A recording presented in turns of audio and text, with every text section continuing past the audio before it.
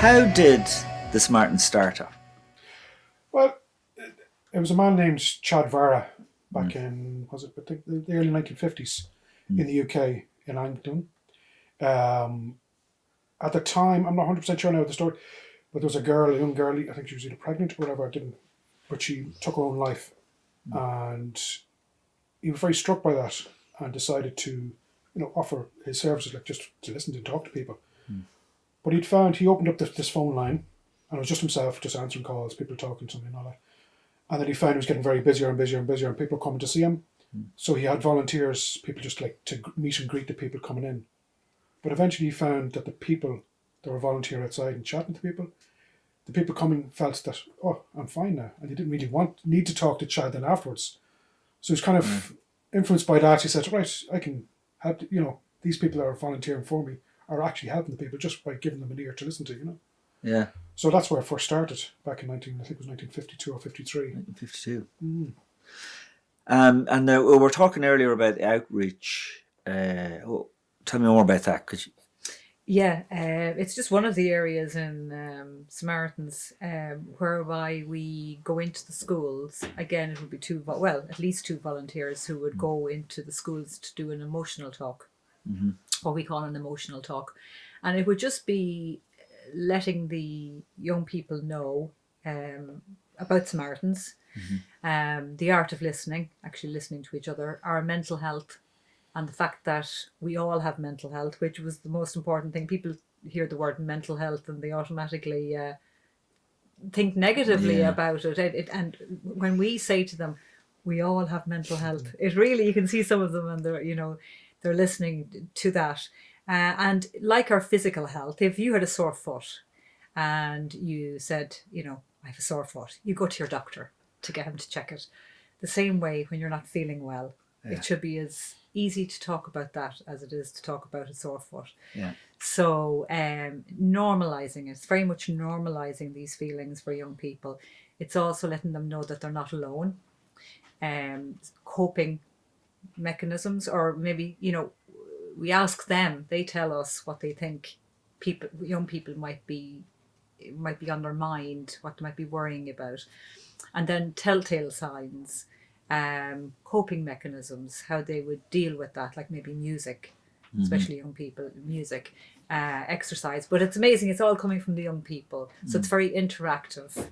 We're facilitating it, but they're all giving us the answers, which is great. And then once one pipes up, they all suddenly start, giving their own ideas. So it's very, very good. Each one lasts about 40 minutes. So it's a typical class, class length. Yeah. But it's very, very, very good. It really, and they get us back again and again and again, the schools. Samaritans and Drogheda actually are Louth, Meath, Cavan, Monaghan. They're in 4 counties, so you can imagine it's a very wide area, and we cover schools all over, yeah. And if there's been a suicide or attempted suicide in school, you would go in at? Well, actually, that's completely separate, Joe. Is it? Basically, outreach itself is just whereby we go in and we do the emotional talks. Okay. But yes, we have only started up in Ireland in the last couple of years, like the last 5 years or so. And before that, but was on a smaller scale, but it's very big in the UK, whereby it's called postvention, and you go into a school after an attempted or a successful suicide. Yeah. And it's basically to help the staff, the teachers. It's like, what do we do? Where do we go? Do you know what I mean? It's to support them after an attempted suicide or a successful suicide. So it's different. Again, it's different to outreach. Okay. Yeah. And so outreach then is not just in schools? Outreach is mainly to schools, but we have for the last, over 5 years, we've also been going out to the workplace. And we're trying to do that more and more and more. Also, we're very involved with the GAA. And that's huge. Like, they're in every little corner and nook in the country, which is fantastic. And as you know yourself, it's young men. The young women as well, but it targets those young men who might not open up and talk about their emotions.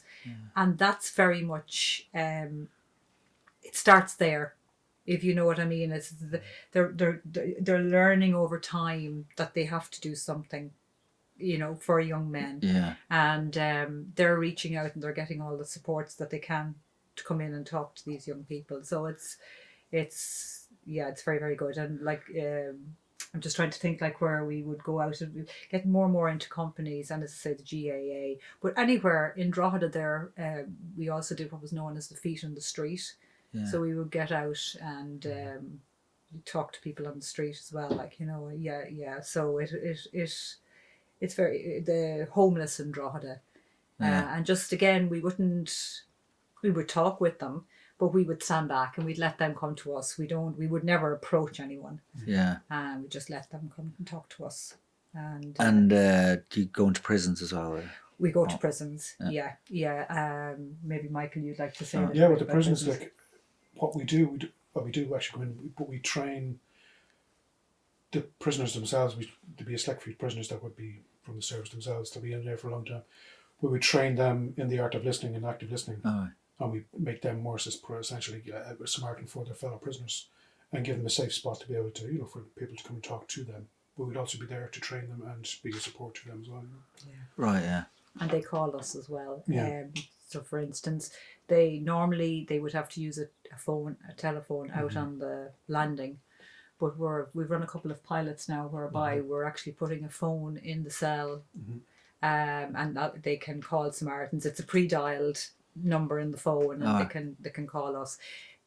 I don't think there's any limit on the time of the call either that they can. I don't think so. No. So It's like a mobile phone. no way. No, an actual I think I think landline. it's a landline. Yeah. It's restricted. Yeah. And then they can have a private conversation. Yeah. Oh, absolutely. They'll be pre-selected themselves, like the persons Yeah. themselves, the prisoners, whatever. Yeah. Will be the listeners in the prisons. Oh, right, yeah. Do you go into colleges as well, third level? Third level, Yeah, we do. Yeah. Again, that would be outreach. Yeah. Yeah. We have our local college here, Diffie. Yeah.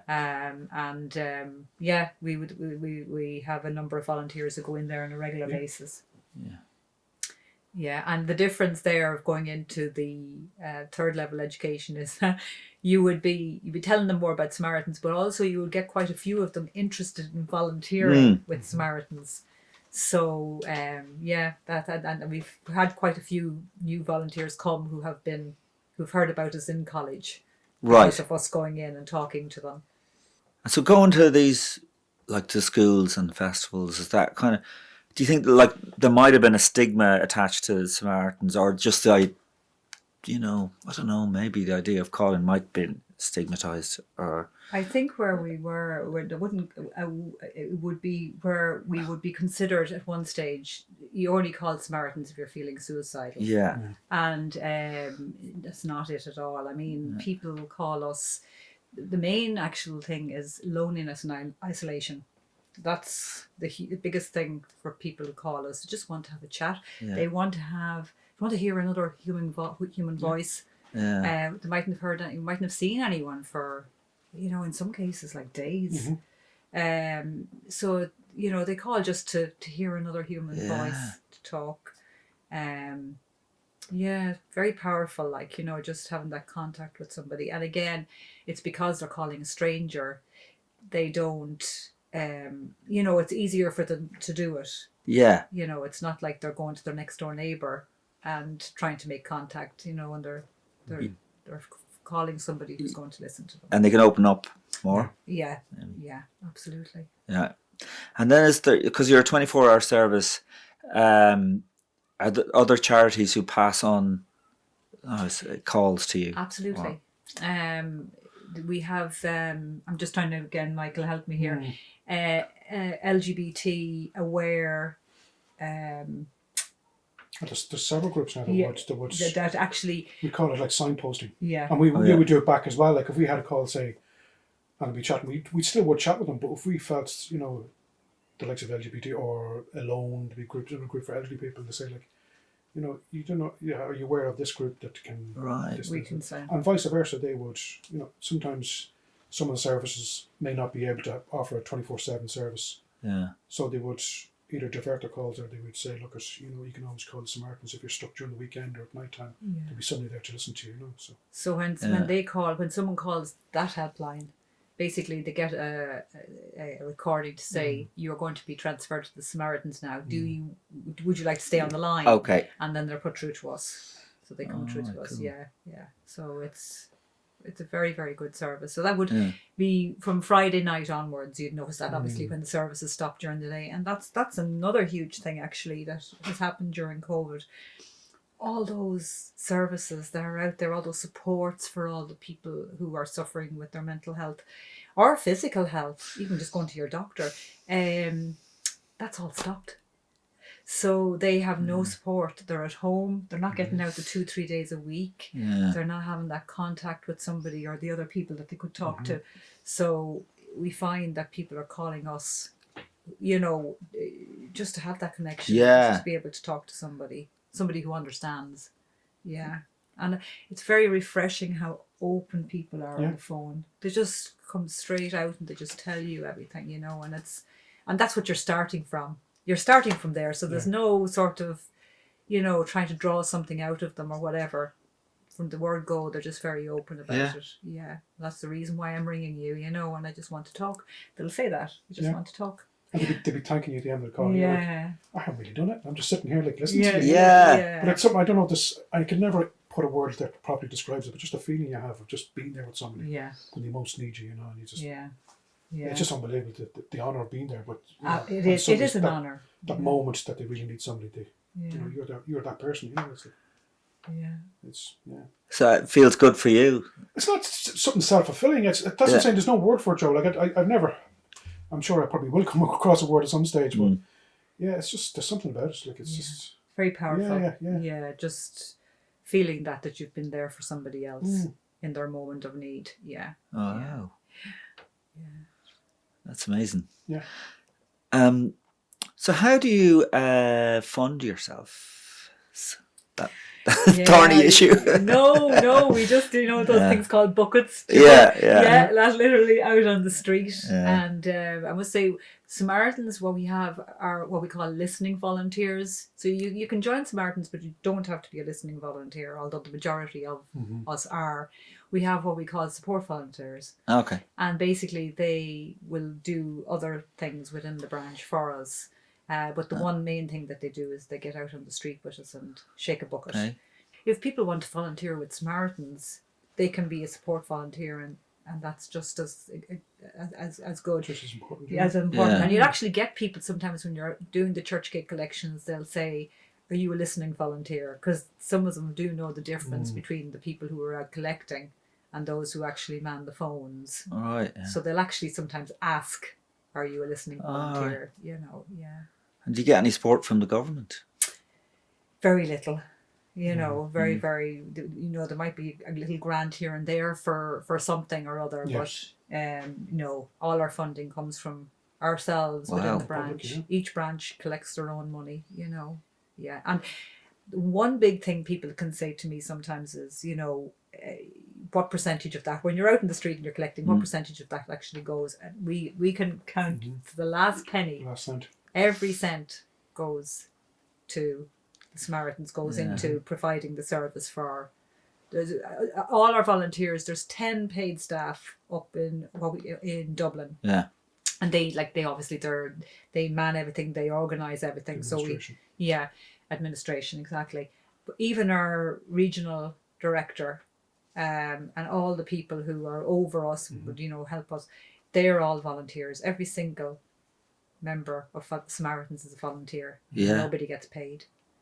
And that's a huge thing. And it was, I remember saying to a friend one time, a fellow Samaritan, if we were to be paid even €1 for what we do, it would just take away from it. It's the fact that we do it all for the good of people, we just wouldn't accept anything for it.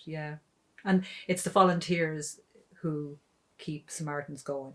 All down the years, that's what's kept Samaritans going. It's volunteers. And so you're nationwide? Nationwide, absolutely. We're in North and South. There's 13 branches in the Republic of Ireland itself. and we're spread out equally, you know, around the country. Yeah. And you were saying you can service now for Irish immigrants as well. And they can call. Absolutely. Yeah. Yeah. Cool. That's amazing work. It's great. I must say, very proactive, and it's always, how do we connect? How can we connect? How, you know, that's what we're always asking ourselves, and it's connecting with the people who maybe mightn't come to us, you know, particularly young men, young boys, and it's targeting those young people and making it as easy as possible for them to connect with us. So basically, you know, that new service we're piloting at the moment with the web chat, that would be very much earmarked for young people. Oh, right. We also have a self-help app Yes. that we use. It's web-based as well, but Yes. so we're trying to reach the younger folk, but it's great. It's kind of an app that it helps you self-check in on yourself. How are you feeling and all that? And then it says, you know, it advises you then, look, if you're not feeling the best, you know, here you can give us a call or you can email us, you know, but it's really good. And it's what's that app called? on the website itself, Samaritans.ie, you can see the links there for the self-help app. Actually, if you go in there, there's a lot more than that. Like, Yeah. I mean, there's an awful lot in there. Actually, we would, you know, be letting people know of our webpage and, you know, go in there and have a look. There be something for somebody, you know. But even the support of, if you are, say, you had a friend or a family member that's having issues or having trouble, you know, for you to support them, like, you know, it's just little tips. We're not just there for the person itself, but we're there for the people surrounding the person to support them, support their friend or because family say member. they're concerned about a family member or a friend or whatever. Yeah, They can go on the website and find Or tips you on can give us a call. Like, we're not just call. there for the person that's in trouble themselves. We're there for the people that are around them as well. You know? Yeah, that's pretty amazing. So when you're like, you said there's actually a lot more young people volunteering now as well, isn't it? Yes, and like during COVID, a lot of our volunteers would have had to cocoon. So obviously our numbers of listening volunteers were down. We were considered essential services. We haven't had more, you know, people might say, have you had more calls during COVID? It is not. We've noticed more that the calls are longer. Yeah, the number of volumes, or the call volumes themselves are the same, but just the calls themselves are just lasting a bit longer. You know, because people probably just want to hold on a bit longer just to continue that chat. Yes. All right. Yeah. Because people are just feeling lonely and disconnected. Yeah. It's unbelievable. It's even loneliness itself. It's a big issue, you know. 'Cause Yeah. like with people, it would affect you, like not just mentally but physically as well. Like, and it's people think loneliness is not a big thing, but it's huge. Yeah. Yeah, I guess all the pubs closed and churches. Even like the simple thing, going to the church or even the post office, you know, people having to cocoon and separate themselves. Like, and it's a time when you really need more people to come together, you know. So you refer people to other charities or like LGBT or whatever or alone, but we would support each other. Well, that's what Michael called earlier signposting. Yeah. So, for instance, somebody rings up, just say, for instance, with money troubles. They might be worried about their finances. So we can actually refer them, say, to the likes of MABS. Yeah. Because we're not there to give advice itself. We're a listening service, as we were saying before. So we would signpost them, like, we'd still be there to support them through the issues and the troubles themselves. Like, the actual financial advice stuff they really would need, we could signpost them to MABS or whatever else, you know. Yeah. And what about to therapy with counsellors? We could refer them, like we might say to them, like, for instance, if they're going through anxiety or, you know, or depression or whatever, and they're worried about it, or maybe there's something physically wrong with them, we might say, have you been to see your GP? And they're sort of saying, no, never thought about that. How do you feel about that? And the same way, then we would refer. They might say, I don't know whether there's any counselling in my area. So at that stage, we would ask, would you like to tell me what area you're in? They don't have to give you their address or anything. And then you might be able to see that there's some services where they are, and you'd give them the phone number or whatever accordingly. Yeah. All right. We'd always remind them that we're still here. Be there for them, you know. Throughout that process of whatever therapy or whatever else they're going for. Like, we'd still be there to support them. You know? Yeah. Wow, amazing stuff. And so, if you want to volunteer, how would you contact? Basically, like just even in Drogheda now, for instance, we have a lady in the office, and people would ring up or write in and say that, you know, how could they volunteer with Samaritans. So we keep a list of all those people, and then we normally twice a year would train a spring intake and an autumn intake, and people would come for an information night first of all. Actually, we'd run it over maybe a night and a day, so they'd have a choice of two. And then we would have interviews, or sorry, selection and interviews. So there would be a process even before they get to training. And then we would have, as I say, very good training for them, you know, to come in and be Samaritans. Yeah. Just if anyone does want to volunteer, the handiest way, like no matter where you're in the country, you just go to samaritans.ie/volunteer. You can select whatever branch is near you, and then just register your interest, and whatever branch it is will contact you back whenever whenever the training is coming up again. Absolutely, and it's been, because of COVID, it had to move online, obviously. The training's online. But we're hoping now that the next intake we have will be face to face, because we hope we'll be out the other side of this, hopefully. Fingers crossed.